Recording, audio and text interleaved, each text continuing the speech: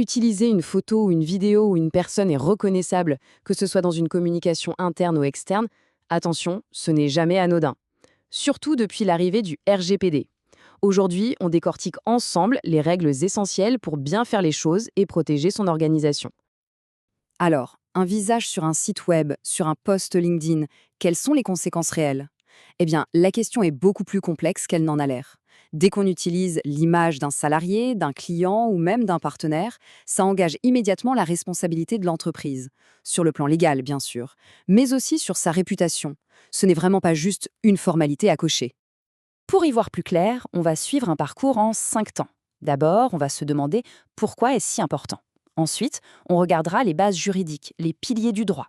Puis, on verra ce que doit contenir une autorisation en bonne et due forme, ce qu'on appelle le contrat de confiance. On enchaînera sur les droits des personnes concernées par le RGPD.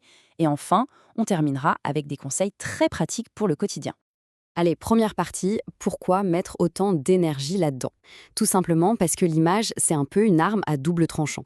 C'est un outil de communication absolument formidable, mais ça vient avec une responsabilité qui l'est tout autant.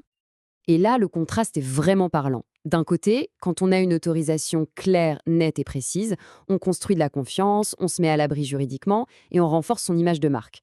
De l'autre côté, si on fait l'impasse sur l'autorisation, eh bien, on s'expose à des poursuites, à une crise de réputation qui peut faire très mal et bien sûr à des sanctions financières parfois très lourdes. Le calcul est vite fait, non? Passons maintenant au socle, aux fondations juridiques de tout ça. Il ne s'agit pas de règles sorties d'un chapeau, mais d'un cadre solide, pensé pour protéger chaque individu. Eh bien, le connaître, c'est avant tout se protéger soi-même en tant qu'entreprise. En France et en Europe, il y a 3 grands textes à avoir en tête. Le premier, c'est l'historique article 9 du Code civil, la base de la protection de la vie privée. Ensuite, il y a le Code pénal qui vient punir les cas les plus graves, l'utilisation abusive d'une image. Et enfin, le fameux RGPD, le Règlement général sur la protection des données, qui est venu vraiment rebattre les cartes pour tout ce qui touche aux données personnelles. Et c'est là que tout bascule, parce que le RGPD est très clair. Une photo, une vidéo, à partir du moment où elle permet d'identifier une personne, c'est une donnée personnelle. Point. Du coup, tout ce qu'on fait avec cette image, la stocker, la diffuser, l'utiliser, tout ça c'est du traitement de données et ça doit donc respecter des règles très strictes. On ne peut plus improviser. Ce qui nous amène logiquement au cœur du sujet, l'autorisation écrite. Il faut vraiment la voir non pas comme un simple papier administratif, mais comme un véritable contrat de confiance. C'est un pacte entre l'entreprise et la personne qui accepte de prêter son image. Et pour que ce contrat soit solide, il y a 5 clauses absolument indispensables. D'abord, qui sont les parties? Qui autorise et qui est autorisé? Ensuite, sur quel support l'image sera utilisée? Un site web, les réseaux sociaux, une plaquette, il faut être précis. Troisièmement, pour combien de temps? 1 an, 5 ans? Quatrièmement, où? En France, en Europe, dans le monde entier? Et enfin, un point souvent sensible, la rémunération. Et sur ce dernier point, il faut être intraitable. Dès que l'image est utilisée à des fins commerciales ou publicitaires, une contrepartie financière est obligatoire. Elle peut être symbolique, mais elle doit exister et être mentionnée dans le contrat. L'oublier, c'est prendre un risque juridique énorme. Ce qui est intéressant avec le RGPD, c'est qu'il n'impose pas seulement des devoirs aux entreprises. Il fait aussi quelque chose de très fort. Il donne des droits concrets aux individus sur leurs propres données, et donc par extension sur leur image. Ces droits, ce sont par exemple le droit de demander à voir les photos qu'on a, le droit de les faire corriger ou même de les faire supprimer. C'est le fameux droit à l'effacement. Tout ça doit être clairement expliqué dans le document d'autorisation. La personne doit savoir qu'elle ne donne pas un chèque en blanc et qu'elle garde le contrôle. C'est un principe de transparence non négociable. Et pour que ces droits ne restent pas juste de belles paroles sur un papier, l'entreprise a l'obligation de désigner un point de contact clair et facile à trouver. C'est souvent le rôle du délégué à la protection des données, le fameux DPO.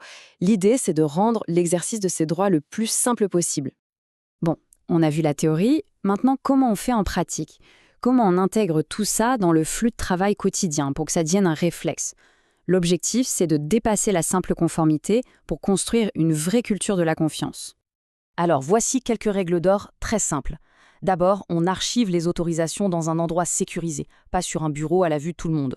Ensuite, on rédige les documents dans un langage simple, que tout le monde comprend. On évite le jargon juridique illisible. Et surtout, la règle la plus importante, on ne suppose jamais rien. Une autorisation donnée pour l'intranet ne vaut pas pour une campagne sur Instagram. Chaque nouvelle utilisation demande un nouveau consentement, ou du moins qu'elle ait été prévue dès le départ. En fait, cette phrase résume parfaitement toute la philosophie derrière ces règles. Gérer correctement le droit à l'image, ce n'est pas une contrainte. C'est une double protection. C'est une garantie pour la personne, dont on respecte la vie privée, et c'est un rempart pour l'entreprise qui se protège de risques qui peuvent coûter très cher. C'est un vrai investissement. Au final, la vraie question, elle va même au-delà des textes de loi. Respecter les règles, c'est la base, c'est le minimum syndical.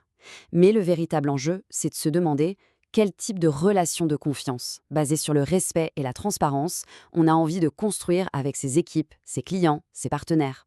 Et ça, c'est une réflexion stratégique qui en dit long sur les valeurs d'une entreprise.